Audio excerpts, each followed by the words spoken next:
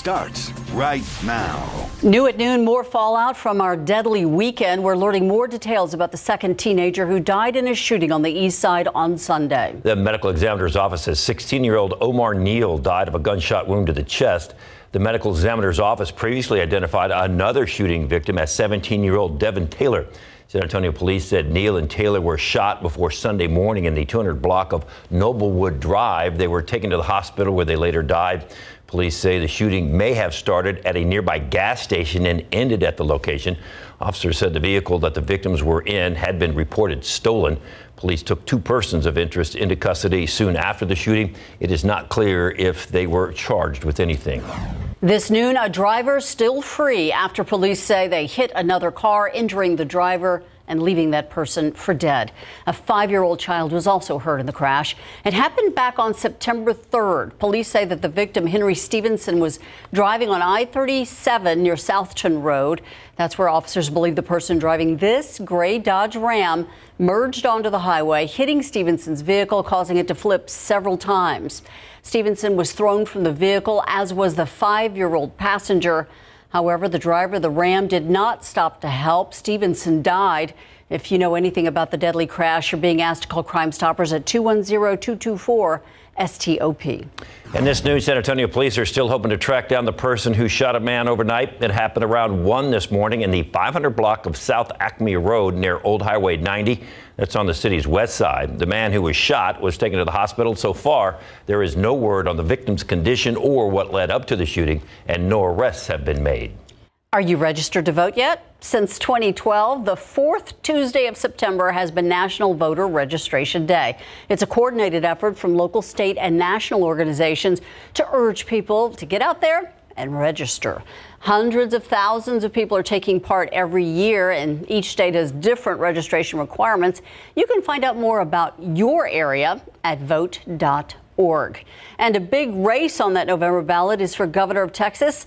KSAT's going to be broadcasting and live streaming the debate between Governor Greg Abbott and Democratic challenger Beto O'Rourke. It is at 7 p.m. on Friday, September 30th. That debate taking place at the University of Texas, Rio Grande Valley. Our Steve Spriester is going to be one of the panelists. You can scan the QR code you're seeing right now on the screen and visit the page on our site. We're going to be hosting a virtual watch party for KSAT Insiders. Sign up for our KSAT Insiders program. It's free and it's on KSAT.com. September is Hunger Action Month, and through the month you can donate non-perishable items to any of the 25 participating Randolph-Brooks federal credit unions in our community. And as Max Massey shows us, there is a big need in the community and many ways to step up and help out. Take a look, another filled bin here at an RBFCU, one of 25 locations you can drop off food through the month of September. Joined here with Eric Cooper. So Eric, how important are these bins to you and your mission? Yeah, it's critical because, you know, when it comes to feeding families, it takes food to do that, and knowing that we're going to have the supplies to meet that need, that's everything. September is Hunger Action Month. We're about 3/4 into September. How have you guys seen the community respond? Well, people have come out to volunteer. I mean, just groups, clubs, churches, schools, everybody's trying to get involved to make a difference. And then food drives like this at RBFCU are really helping to stock our shelves. The holidays are coming and we're going to need all the help from the city. And so Hunger Action Month helps us bring in that type of support. And it's not just donations of food or money, very appreciated, but there are other ways to step up and help out. Yeah, obviously people can go to our website, make a monetary donation, they can schedule a volunteer shift, or they can host a food drive just like this to help us feed families throughout South Texas. For anyone watching right now, what is your request to them? Well, just get involved. This is Hunger Action Month. Hope is an action, and it takes people's involvement for us to solve the issue of hunger. And so there is a 30 Ways in 30 Days calendar. We're most of the way through the month, but please check that out and learn about how you can get involved in this issue. All right, Eric, thank you so much. If you guys have any questions, how to get involved, just head to KSAT.com. Max Massey, KSAT 12 News. And this weekend, University Health in Bexar County teaming up to offer free flu shots. They are offering them in a drive-through clinic on Saturday. It'll happen from 8 to noon at Gustafson Stadium. That's over on Calabria Road. The shots will be offered to anyone 6 months and older. and you do need to register in advance. If you missed the clinic Saturday, that's all right. There are more opportunities in October. We've got a complete list of dates and registration information on KSAT.com. And a reminder, registration is open for the 9th annual Head for the Cure. The 5K run and walk raises awareness and funds to fight brain cancer. The race is this Saturday, and you can register right now on KSAT.com. Use the code KSAT to get $5 off your registration. More than 200 artists are set to take part in Luminaria this year, and today that festival announced the list of featured artists. You can check it out. The list includes musicians, poets, a filmmaker, and digital artists. Luminaria takes place on November 19th from 6 to midnight. The free event taking place from the Tobin Center to Travis Park. It's hard to explain and say there'll be projections, there'll be a stage, because you have to be immersed in it. And that is Luminaria. You're immersed, surrounded by art and artists. Also unveiled as part of the press preview was Luminaria's Human Canvas. This was a community project completed with the participation of San Antonians who were asked to wear white to become the canvas and art. Human Canvas will be featured, of course, at Luminaria. It is a center with over 100 years of history serving San Antonio, the Carver Community Cultural Center. It's on the east side, and this fall the center will be bringing new artists to the stage for a memorable experience in a space like no other. Tiffany Huertas has a preview of this year's 2022-23 performance season and what it means for local artists performing at the historical site. I'm running on empty, I'm low.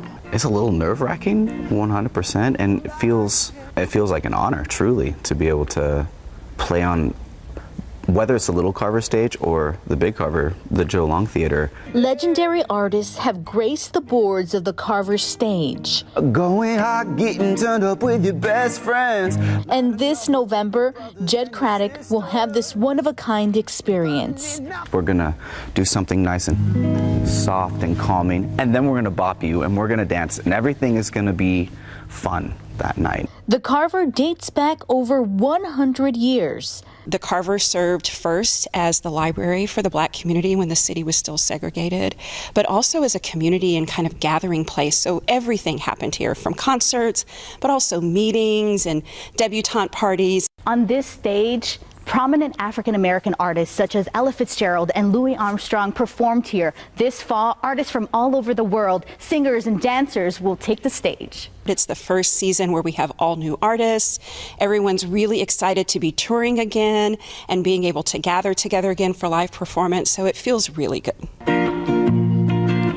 Local artists, including Jed, will perform as part of their intimate series. That's a series that occurs in our other performance space, the Little Carver, and always a wonderful way to just really showcase the extraordinary talent that is living and working here in San Antonio. Jed has a message for other artists. Don't ever give up on your craft, your passion, whatever that passion is, whether it's painting, singing, playing guitar, it doesn't really matter. Tiffany Huertas, KSAT 12 News. Thursday and Friday's forecast is looking awful hot thanks to that heat high. We'll talk about that, plus an update in the tropics coming up. Also coming up, the Dallas Cowboys got off a huge win over the Bengals, but there was a game-winning kick, and the defense gets a huge amount of credit, too. We'll hear from them coming up in sports. Hurricane Fiona slamming into Puerto Rico, and that island is still in the dark and still flooded. Now more communities are bracing to get hit by the storm.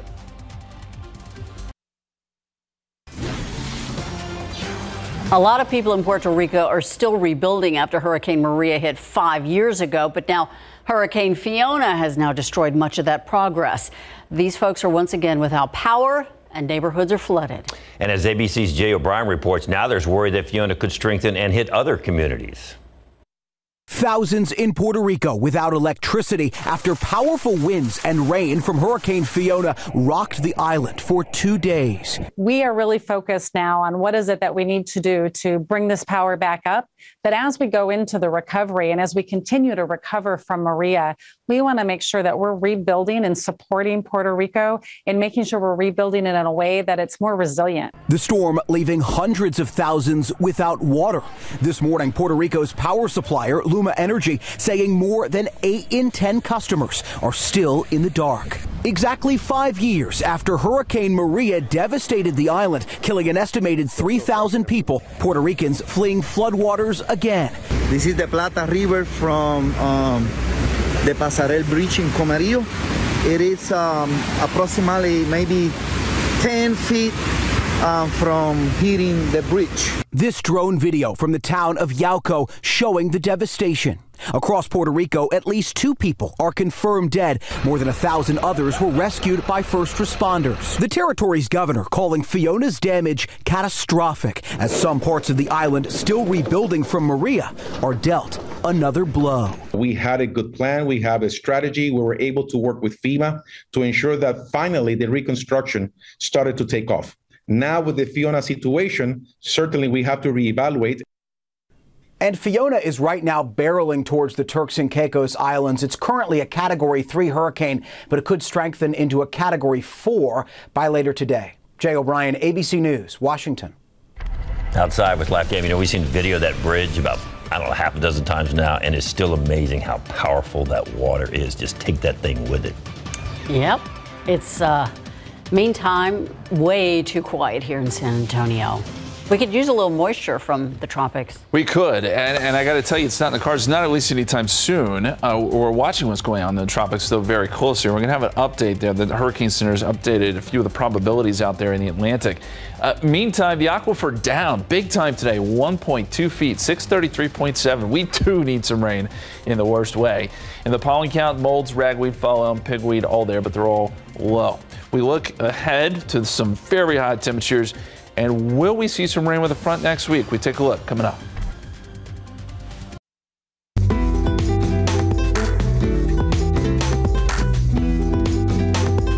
The charro and the charreria has its roots dating back to the 16th century and played a very important role on the Mexican haciendas and is the forerunner to what we know today as the American rodeo. During the Mexican Revolution, the large haciendas were divided up, and fearing the loss of the charro traditions, the Federación Nacional de Charros was formed in 1933. The oldest association in the United States is right here in San Antonio, where continued traditions and skills of the charros are on full display at a charreada. Not only do men take part in the events, the ladies in the escaramuza teams impress the crowds with their carefully crafted choreography, which has been described as ballet on horseback. The San Antonio Charros Association's goal is to preserve the history, art, and culture of horsemanship from Mexico for future generations. That arena looked a little dusty. Need some rain. Justin said those magic words, though. There's something maybe brewing in the Gulf. Ooh. Well, possibly. We don't want to go there yet, but we are going to watch what moves into the Caribbean this weekend. We have a wave that's headed in that direction. Of course, we've been talking about Fiona.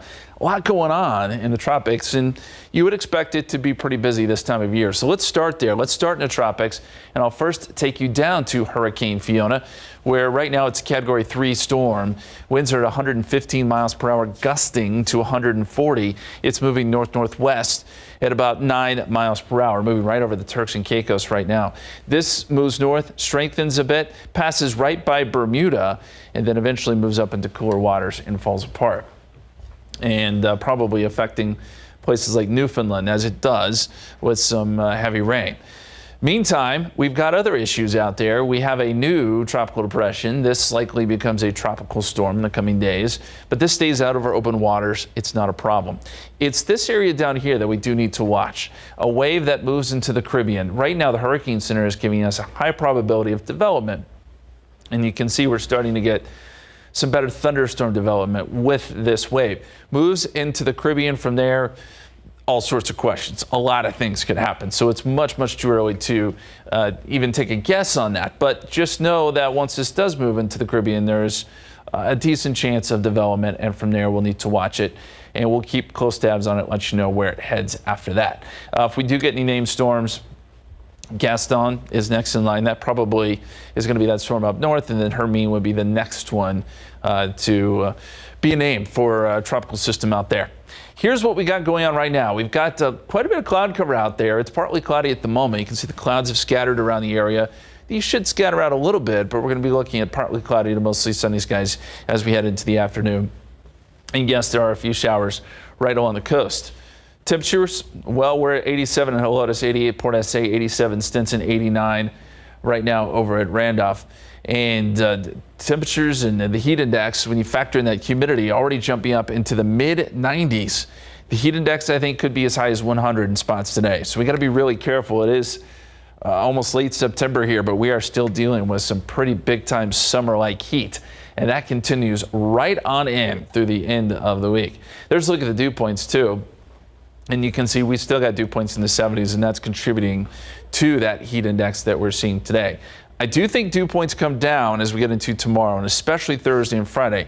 Thursday and Friday are going to be hot, but it's going to be more of a dry heat, and then the humidity will increase a little bit as we head into the weekend. So here's a look at the forecast. And this is why we're seeing all the heat. That big ridge of high pressure has been sitting over us. And I want to show you the forecast for Friday. 99 in San Antonio, 100 in Austin, 95 in Corpus Christi. This is that extreme heat I was talking about. And this would be close to record territory. In fact, the record on Friday is 99. Keep that in mind for Friday night football plans. It's going to be hot. And then the high pressure finally scoots out of the way as we head into Sunday. And by Monday, that opens the door for a frontal boundary. This isn't going to cool us down a whole lot, but it will bring in some drier and somewhat cooler air.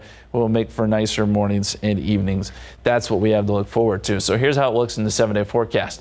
96 degrees today, 97 on Wednesday, 99 on Thursday as we officially go into fall, and then 99 Friday as we showed you. Still hot this weekend, a little bit more cloud cover. And then with that front right now, we're forecasting temperatures to maybe drop into the lower 90s with some gusty winds and much drier air, guys. Look at that heat. Thank you. The Dallas defense spent a lot of time getting to know Joe Burrow, although Joe wasn't too happy about it. We'll explain coming up. And one more moment to talk UTSA and Texas, then it's time to move on. Pro football coverage powered by Davis Law Firm.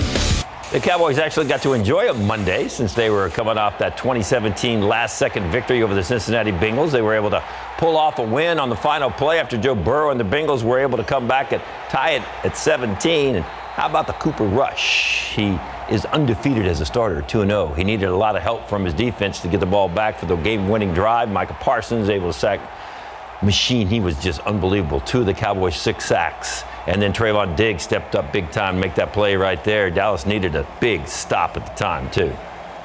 Everyone had to step up. You know, we know what everyone's capable of. You know, we know what we had to do to go out there and get the W, and the team just did that. It's all a team game here. You know, one line can't do it by itself. You need a pride. Just like there's 10 hyenas on one line, the line's liable to lose. But the fact that I got 10 other guys out there and I feel I can rely on, you know, that's what makes this boat go around. And you're going to need all 10 of those guys you rely on because next up it's the New York Giants in New York. It's Monday Night Football live on KSAT 12. Giants 2-0. The UTSA Roadrunners are getting ready to take on Texas Southern this Saturday in the Alamo Dome. Hard to look back at that performance in Austin, though. The first time they played the Longhorns, and it was a memorable performance. The Roadrunner played in front of their largest crowd ever, 102,500 fans, the third largest crowd in DKR history.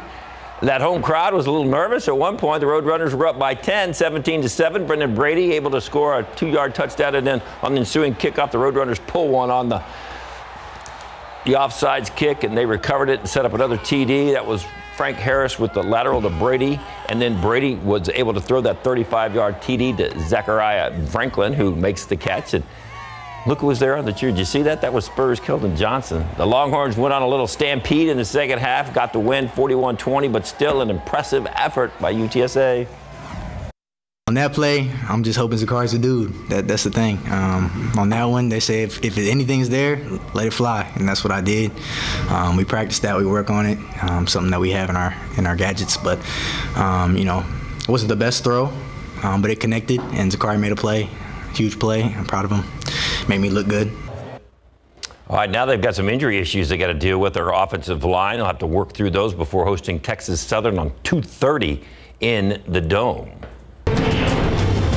In the meantime, the end of the Longhorns survived upset-minded UTSA with that unbelievable second half. Once again, they outscored the Roadrunners 24-3 in the second half. Part of that comeback was a performance of Heisman candidate Bijan Robinson, who came up with a career-long touchdown, 78 yards to open up the second half, to finish with 20 carries, 183 yards, 3 TDs. Now they have to get ready to face Texas Tech in Lubbock this Saturday to open play in the Big 12. Credit UTSA. They came up with a heck of a game plan and really challenged us. And I credit our players for their resiliency to overcome the adversity that we got faced with. So all in all, that was a good win for us. I think we needed some of the things that happened in that game. I think those are things that we can build from and grow from. And you know, that was the end of kind of the preseason. We got our work cut out for us heading into a hostile environment. So we need a great week of preparation. And kickoff in Lubbock Saturday afternoon. Horns and the Red Raiders, 2:30.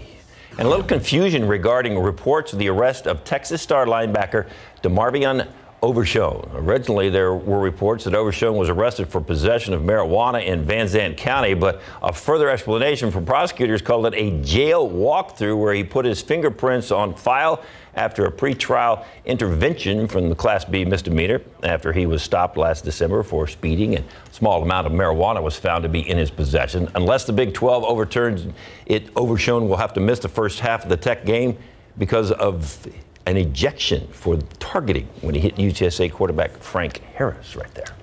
I saw that. Yeah. All right, more and more young people are heading to hit TikTok in order to get the information they want online, and some are calling that the new Google for Gen Z. Well, there's a new report out that says the social media app may not be the best source.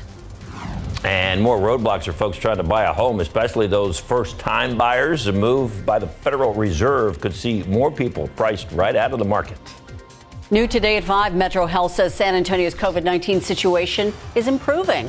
But new research shows you should not let your guard down just yet. What doctors are finding in COVID patients within a certain age bracket. It's today at 5 after Entertainment Tonight.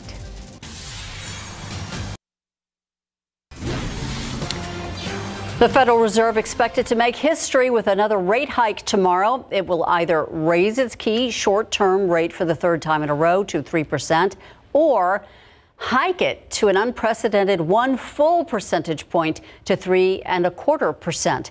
The actual decision comes tomorrow afternoon. Today, the central bank kicked off its 2-day meeting. It's scheduled to make that decision, make the announcement tomorrow. As for what's next after that, Wall Street is divided over whether the Fed will keep hiking rates aggressively in November, or if inflation pressures will cool enough to allow the Fed to slow the pace down for a bit. House hunters are getting a bit of good news. About a quarter of builders say that they reduced home prices this month. But that's not all. New construction is up. Nevertheless, overall, the housing market is still volatile in terms of cost.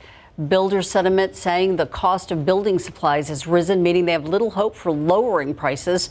That, along with higher mortgage rates, putting a new home purchase out of reach for a lot of people.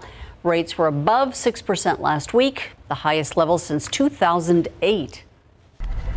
Outside with live cam, we could use some good news when it comes to rain because we are very dry. The aquifer dropped like a rock, didn't it?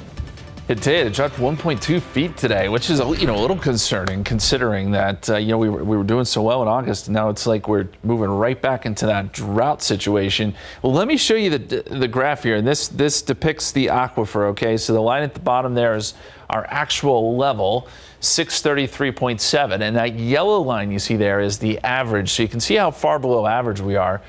Really about 25 feet. The 10-day rolling average is 635.5. Now, for sauce customers, we're still in stage 2 restrictions. We've been able to stay there, but with this drought, who knows how much longer that'll go. We need some rain. That is for sure. And unfortunately, I'm just not seeing much of that in the forecast. Right now, we're at 85 degrees, 88 in New Braunfels, 89 Pleasanton. We've got some partly cloudy skies out there. None of those clouds, though, producing rain at this hour. 86 Bernie Stage, 83 right now in Los Maples. And there you can see the scene outside. The added clouds, though, are helping a little bit with temperatures. 85 degrees at the airport, Dew point is still way up there at 70, feels like 89 at this hour.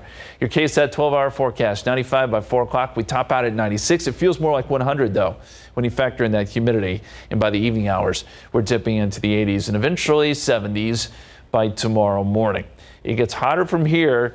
Humidity falls, but it gets hot, and we could be looking at some records. Another look at that 7-day forecast in just a few minutes.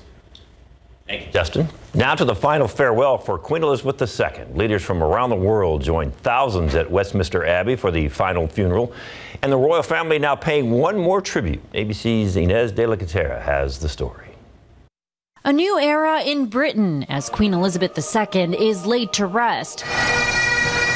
First, a grand state funeral, the likes of which Britain had not seen in nearly 6 decades. Her flag-draped coffin brought to Westminster Abbey on a gun carriage, topped with the imperial crown, scepter, and orb, along with a wreath and handwritten note from the Queen's son, quote, "In loving and devoted memory, Charles R." Inside, about 2,000 mourners, including President Biden. She was joyful, present to so many, touching a multitude of lives. The Queen's coffin then brought to Windsor Castle in a solemn military procession. Hundreds of thousands lining the streets. Even the Queen's corgis and pony bidding her goodbye. Her coffin slowly lowered into the vault and then laid to rest beside her late husband Philip in a private ceremony. Later, the royal family paying one more tribute to the former monarch, sharing this photo of the Queen, quoting Hamlet, writing, "May flights of angels sing thee to thy rest." Now a sense of normalcy seeming to return to London, where crews clean the streets, the world's media packing up. The nation certainly has come together. As for the crowd yesterday, it was unbelievable really, the whole way from London, even in Scotland, that journey from Balmoral to Edinburgh and beyond, it was incredible really. Flags on government buildings raised back to full mast, though the flags on royal residences will remain at half mast. It was impressive to see the entire country mobilize in such a way. We don't have that reverence for our leaders in America. And the next big royal event of this magnitude will be the King's coronation. British newspapers reporting that is expected to take place in the spring or summer, following a period of mourning for the Queen. Inez de la Catera, ABC News, London. Back here at home, Justice Ketanji Brown Jackson was sworn in as the 104th Supreme Court Justice back in June, becoming the first African-American woman to sit on the High Court. And next Friday, she'll take part in what is known as the investiture ceremony, where she'll once again take the oath to serve on the Supreme Court. It's purely ceremonial since Jackson is already on the job. U.S. District Judge Raymond Dearie, known as the Special Master, has until the end of November to read and review about 11,000 documents. Trump's legal team and the Department of Justice met with him on Tuesday. They will meet in a New York courtroom to talk about the whole process and how it'll play out, including a suggested plan by the DOJ. The big debate right now is over who should be able to look at the documents seized and when. The DOJ is not allowed to look at them until after Judge Dearie reviews each one. But even after that happens, Trump's lawyers are saying they don't want to immediately make disclosures about declassification related to those Mar-a-Lago documents. Senate Republicans want a new focus on a federal investigation of President Biden's son, Hunter Biden.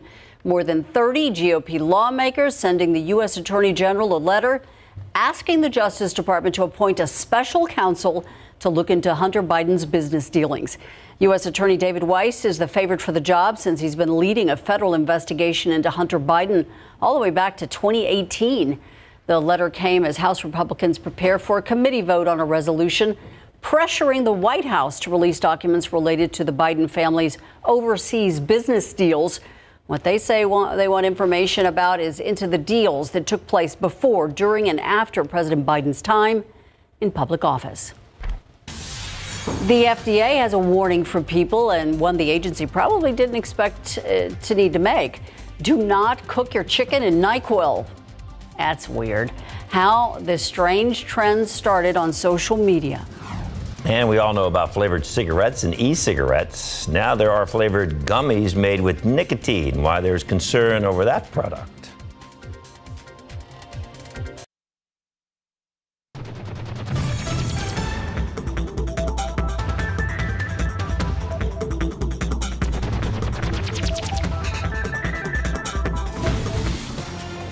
A study suggests seniors who had COVID-19 may have a substantially higher risk of being diagnosed with Alzheimer's disease.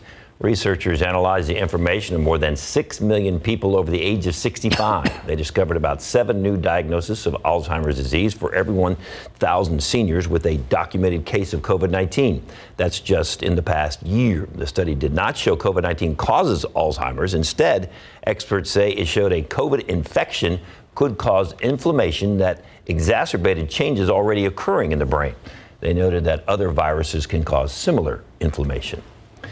They're a public health crisis just waiting to happen. That's how U.S. Food and Drug Administrator Commissioner described nicotine gummies when it comes to our nation's youth. CNN's Mandy Gaither has more on the concern over these products and what parents need to know. First, there were flavored cigarettes, then e-cigarettes, now flavored gummies made with nicotine. The concern over this product so great, it's prompted an FDA warning. These things can be discreet, easily concealable, and they can look just like candy. Last month, the FDA sent this warning letter to one of the companies that makes nicotine gummies, advising that their products were not FDA approved and being sold illegally. When you looked at the gummy packs themselves, we're talking about, at least in this company, 12 gummies per pack. Each gummy had about 1 milligram of nicotine. When you look at what's toxic to young children, anywhere from 1 to 4 milligrams, so that's 1 to 4 gummies, can be toxic to young kids. The company, VPR Brands, didn't respond to a request for comment. Their website says the products are for adults and that the gummies have been discontinued. But other companies may be appealing to kids with other candy-looking nicotine products in the form of lozenges or gum. In a recent study, about 10% of 9th and 10th graders surveyed reported use of e-cigarettes, and more than 3% chose oral nicotine products. Large amounts could be dangerous. Nausea, vomiting, changes in blood pressure, seizure, coma, and even death. Not to mention that nicotine is addictive and also can affect the growing brain in terms of potentially causing learning and memory problems. Health experts say parents should be aware and talk to their children about the dangers. For Health Minute, I'm Mandy Gaither. Social media has done it again. There is a new social media challenge encouraging young people to cook their poultry, their chicken, in the cold product NyQuil, as well as other over-the-counter cough products. So now the FDA is issuing a very simple warning. Don't do this. The agency warns that the challenge is dangerous, even if you don't eat the chicken. That's because the FDA says boiling medication can change its properties, making it more concentrated, and just breathing it can damage your lungs. This isn't the only dangerous challenge involving over-the-counter medicines. The FDA says that teens have died during the Benadryl challenge, which includes taking a whole lot of Benadryl so you can hallucinate. A new report showing that the popular TikTok app is delivering misinformation to its young users. Researchers at NewsGuard's Misinformation Monitor say that they compared search engine results from TikTok and Google this month on major news topics, including the 2020 presidential election and Russia's war in Ukraine. Well, according to NewsGuard, TikTok, quote, repeatedly delivered videos containing false claims in the first 20 results, often within the first 5. A TikTok spokesperson says its community guidelines make it clear it does not allow harmful misinformation. They also said that TikTok partners with independent fact checkers to assess the accuracy of its content. Outside with live cam, another warm day. Going to get warmer as the week goes on. Oh, wouldn't I get what I wouldn't give for 1981? Yeah, me too. Me too. Yeah, 1981, 51 degrees. Woo. That sounds incredible. So it is that time of year where we can get a good cold front and it will cool us down. It's just not happening this year. It's looking more like last year where we hit 100 on this day. 89 is the average high. We're already up to 85. You can bet we'll be above average today, and the temperatures at the end of the work week aren't looking good at all. We could be setting some records, but not the good ones. We'll explain coming up.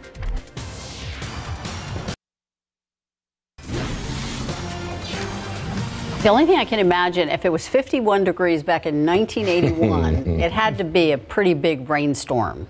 Probably, or a good cold front. I mean, this early? We can get some good cold fronts this early. They're rare, but they do happen. It's just not, as I said earlier, it's not in the cards this year. We don't see anything in the extended forecast that gives us a lot of hope. There is a front early next week, though. It's just not a big one. It'll cool us down just a little bit. I want to show you the time lapse to start today, and we had the clouds early. Then we had a break. A lot of blue skies for a while. Now the clouds have kind of built back in a little bit.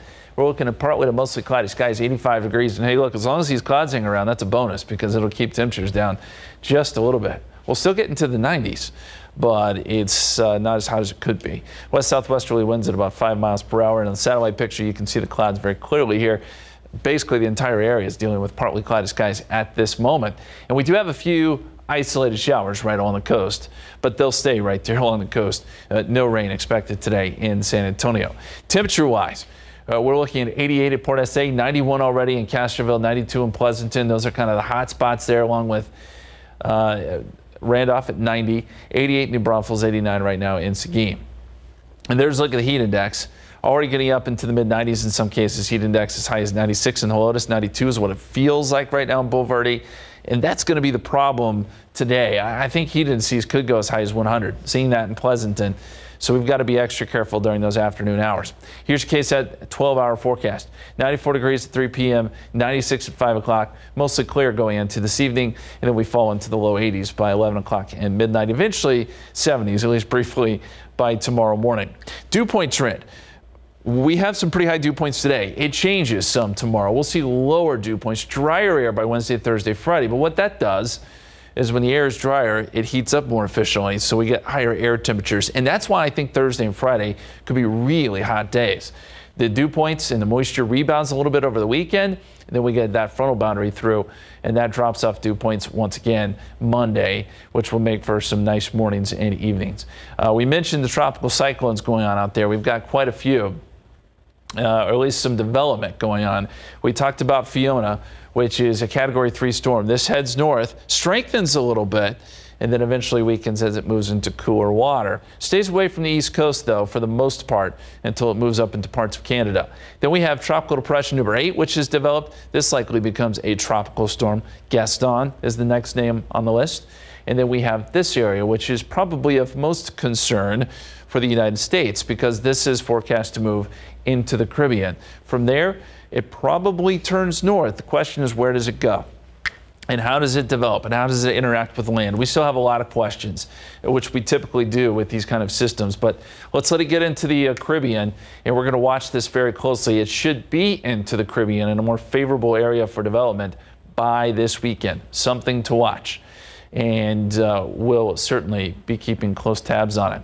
Here is our forecast. High pressure over top of us, and that keeps temperatures very toasty. We showed you the Friday temperatures. This is the forecast: 99 in San Antonio, 100 in Austin, 98 in Houston. It's going to be a very hot day statewide, especially Central Texas and East Texas. This could be record setting. On top of that, if we hit 100, which we're going to be right there, we'll be close to that record of most 100-degree days, which we thought we'd move past that, but here we are again. Drier and cooler air does move in on Monday, and there's the record, 58. That's where we are right now. The record for most 100-degree days, 59, set back in 2009. It looked like we were going to beat that record earlier this summer. Then it looked like, well, we were done, and maybe we would just come up one day short, and now all of a sudden we have another chance. 97 Wednesday, 99 Thursday, 99 Friday, as we said. Partly cloudy Saturday, Sunday. And right now, we're forecasting low 90s on Monday. We'll be right back.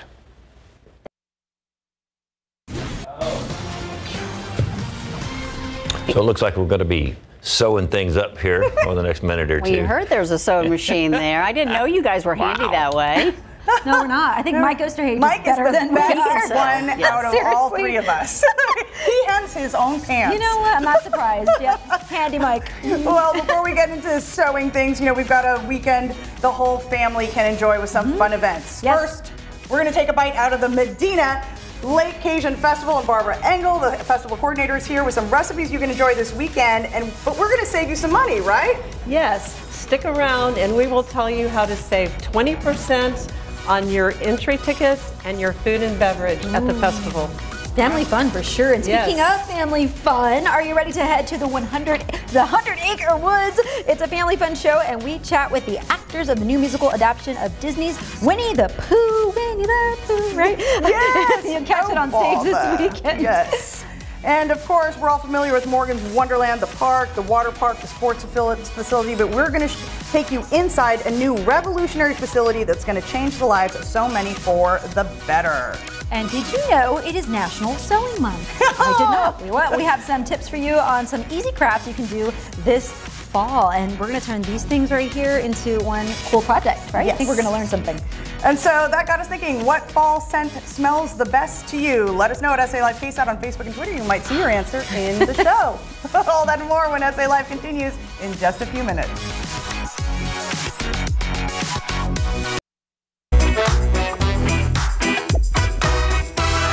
Hello everyone, here are some of your top headlines from Cheddar News. NASA is planning to test the repair of their Artemis 1 hydrogen leak on Wednesday. That leak shut down the launch in early September. Now, the rocket had been scheduled to propel the Orion capsule towards the moon for an uncrewed test voyage. If the test goes well, NASA looking for September the 27th for their next launch opportunity. Meanwhile, Hilton has signed on to design astronaut facilities for the private space station Starlab. That's being developed by Voyager Space Holdings and Lockheed Martin. This is the first partnership of its kind among private space stations in development. The companies are aiming to have the first Starlab operational by 2027. And a review of 19 studies will now be presented at the European Association for the Study of Diabetes annual meeting this week. The results suggest that drinking at least 4 cups of black, green, or oolong tea daily lowers a person's risks of developing type 2 diabetes by 17% over the span of a decade. And that's your Cheddar News Update. I'm Baker Machado coming to you from Cheddar Studios in Lower Manhattan. All right, we've jumped up to 90. We're expecting 96 this afternoon. Not only hot, but also humid. Humidity falls off a little bit next few days, but the temperatures go up. 99 Thursday, 99 Friday. Hot this weekend. A little relief early next week, but we don't spot any rain in that forecast, guys. Too many nines in that forecast, my friend. Agreed. You know why SA Live is going to be such a sweet show? Why? Because Winnie the Pooh's there with his honey honey. butt. Yes. Winnie the Pooh and Digger 2 on SA Live. Starts right now. That's right. Today on SA Live, it's a family fun show. We chat with the actors of the new musical adaptation of Disney's Winnie the Pooh.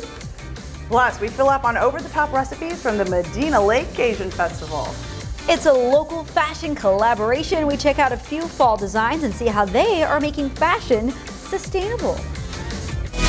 Celebrate San Antonio. Coming to you live from historic Market Square. This is SA Live. Oh, hello and happy Raisin Cajun Tuesday. Good afternoon. I'm Fiona Gorstiza. And I'm Jen Tobias. Just keep festival season, right? Yes, that is right. Okay. So we'll have more on that fabulous food in just a bit. But the SA Live Fall Kickoff Week continues, and our first guest today is helping us snuggle into fall with some great DIY projects. Jennifer Nicoella, owner of Abby's Attic Sewing Studio, is here, and you're going to show us a few things, right? Excited to have you. I'm excited to be here. Thanks for having me again. So we have come up with, well, we haven't come up with, this is a very old technique. It's called English paper piecing. And it was made up back in the day when materials were hard to come by. And so they just used little tiny scraps, and they took a piece of paper. Nowadays it's, plastic because it's modern. But you take scraps, you wrap those scraps around the template, okay? And then you hand stitch them together, and then you piece those pieces together to make larger things. So this eventually will be a quilt. Our quilt teacher made this for, I think, a nephew. Aww. This is all pieced. And then this beauty right here, this is an 80-year-old quilt. Every little piece of these fabrics has been hand sewn together, so it's pretty special. You said 80? 80 years old, and wow. There's probably thousands of pieces on there. That's amazing. So it's a really portable project. It is, earth-friendly because you can just use scraps that you have just hanging around the house and a needle and thread. And so then you showed me a we're little. gonna, we've got these two prepared already. So you're just going to put the needle through those two layers and then just pull it nice and snug. And this is something you teach, obviously, right? At your studio. We're gonna do a class on this on Friday, this Friday, in our Zen embroidery class. We teach you how to hand sew. Thank you. It's very relaxing. And it's just, you just use the scraps, and there's a tote bag in the front there, the black tote bag, and we've just added all kinds of little flowers together from these English paper pieced fabrics. So there you go. It seems simple enough. It is very simple. Yes. Well, so far, yes. So far, it is relaxing. Right? Yes. Don't fall asleep. I know. Okay. And you also have another project that we're going to test out, right? So this is a slightly larger English paper piece, but y'all are going to take the old lady machines for a spin. These are really cool sewing machines. They're very old. Thank you. Vintage. Are They're they vintage. Yeah, this one's probably 70 years old, maybe. Hold on, something older than Mike? Wait, stop. Has that happened on the show before? So, not even here. Someone ears are ringing. He may be watching. He's like, Fiona! So all you're going to do is just hit the gas on the machine and sew those babies down. Easy peasy. Okay. It doesn't matter how old your machine is, though, right? No, By the way, it does not. It does the job. So then we turn Yeah. it So here. just flip this I'll guy let you here. help me. Again, we need Mike, right? Mike is the pro, Yes. the favorite student when Yes, we're he here. is the teacher's pet every time Jen Nicolella is on. It's easy when they're well trained. You know what I'm saying? Y'all just need to take a class with me. That's all. She's right. We do. And then National Sewing Month, right? So you have a deal. National Sewing Month is all of September, and we have a 15% discount on our single day classes. So Zenbroidery, the Sip and Sew for grown-ups, Saturday Sewing for kids, or Kids at Heart. Anything that you want to sew, we probably have a class for. What I love is if you're an aspiring, if you want to do fashion design or something like that, right? Yes. It's a great place to start. Yes, thank you. We have garment construction classes, so with Halloween coming up, you can learn how to put your Halloween costumes together. Hand sewing classes, quilting classes, t-shirt quilting classes, memory bear classes. And so is hand sewing or machine sewing, is it easier?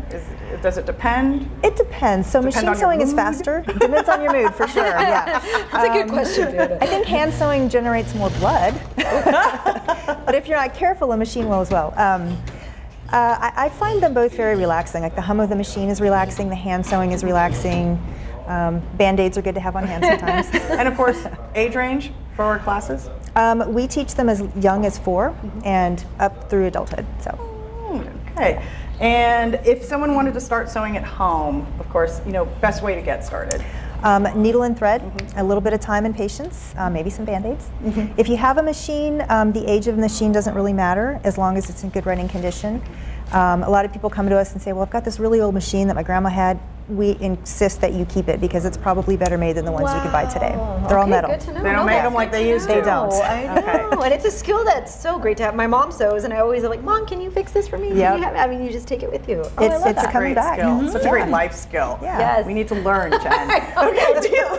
Every time you're on. And you have a deal for folks watching, right? Yes, 15% off with the code NSM, so National Sewing Month, NSM15.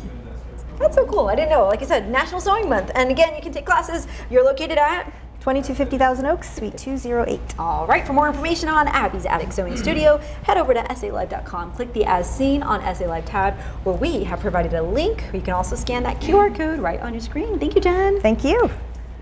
All right. Well, of course, feeling like fall, at least in here with the air conditioning. But and the fall colors. Yes, we're trying. So we want to know what fall scent smells the best to you. Is it pumpkin spice? Is it apple cinnamon? Is it?